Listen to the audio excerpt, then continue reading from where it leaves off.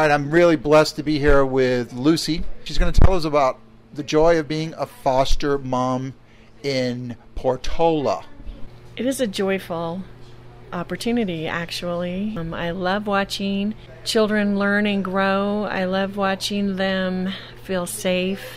Many of them haven't had that in their lives, and they welcome structure. They welcome some opportunities that they perhaps haven't had before.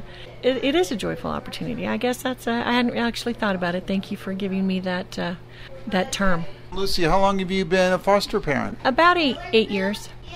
And how many kids have you fostered to being a loving, caring foster parent? I was just counting the other day, and I'm at 29. Wow, what were the kind of the age ranges? The oldest I've had is 16, and I've had newborn infants out of the hospital. So generally I stick to the younger ones. That's my age of choice. See, so you have such a joy in your face when we're talking about being a foster parent. What could you tell other people that may be thinking about being a foster parent or don't even have any idea what it would take to be a foster parent? You know, what could we do to recruit some foster parents? I don't think that you really need to have anything more than love of children and the ability to share your home and your family with other children. I look at all children as potential. They all have abilities and opportunities, and they're all different, and some of them challenge you and some of them will drive you nuts, but others, it's hard in ways, but it's there's more good than bad by far. And I would encourage anyone that felt like they had anything at all that they could share and give to open their home to foster children. Share with those kids because they need it. They deserve it, and they appreciate it. Can you try to describe how it differs being a foster parent than being, quote-unquote, a biological parent? What's the difference? Well, as you can see looking at me, I'm older. So when these little ones come into my home right now, they'll ask me, the foster agency will ask me if I'm interested in adopting, and I think, as much as I love you, sweet baby, you need to go to parents that will not be 75 when you graduate and coming to your graduation in a walker wearing an oxygen tank. You just need. So I guess the timeline can be a little bit different there. The commitment isn't as, your own children, you're I don't want to use the word stuck with them, but I mean, you're making a long-term commitment.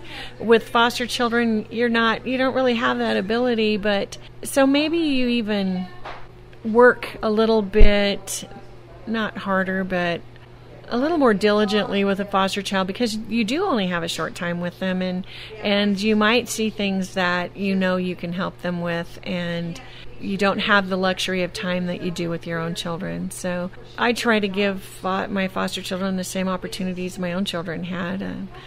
Home, dance lessons, karate lessons, whatever it is their interests are, sports, if that's what they choose, the opportunity to just build forts outside, whatever. There's not really that much difference. What would you like what people to know right here and right now about being a foster parent? I just would like to encourage anybody to look into it. If you're looking for a contribution that you can make somewhere, something, people always ask me, isn't it hard to let them go home and give them back? And yeah, it is. You bond with those kids, and they've been part of your family for 6 months, a year and a half sometimes. And I just kind of hope that maybe, even though they're sometimes going back to chaotic situations, maybe not the best of circumstances, that somewhere down the road in their little lives, they'll think to themselves, I remember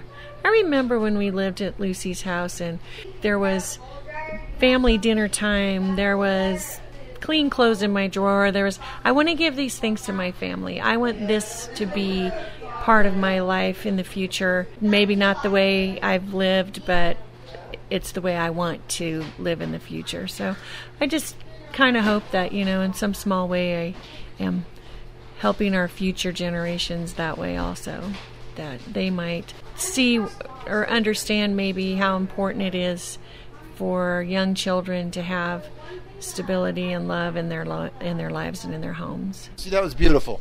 Give me 5.